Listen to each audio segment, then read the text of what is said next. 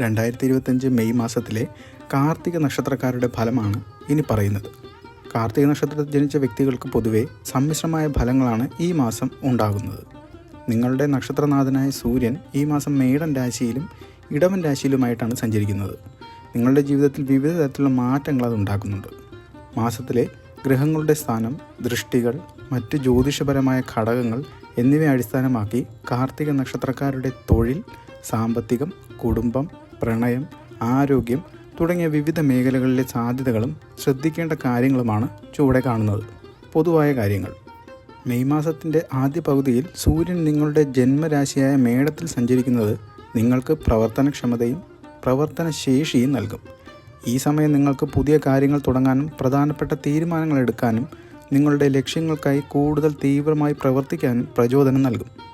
നിങ്ങളുടെ വാക്കുകൾക്ക് ശക്തിയും സ്വാധീനവും ഉണ്ടാകും.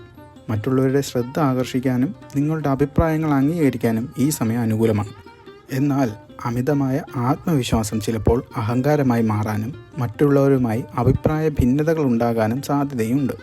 അപ്രകാരം വിനയത്തോടും ശ്രദ്ധയോടും പെരുമാറുക. മാസത്തിൻ്റെ രണ്ടാം പകുതിയിൽ സൂര്യൻ ഇടവൻ രാശിയിലേക്ക് മാറുന്നത് നിങ്ങളുടെ പ്രവർത്തനങ്ങളിൽ അല്പം മന്ദത വരുത്താൻ ഇടയുണ്ട്. ഈ സമയം നിങ്ങൾക്ക് കൂടുതൽ ക്ഷമയും സ്ഥിരതയും ആവശ്യമായി വരും. പെട്ടെന്നുള്ള തീരുമാനങ്ങൾ ഒഴിവാക്കുന്നതാണ് ഏറ്റവും നല്ലത്.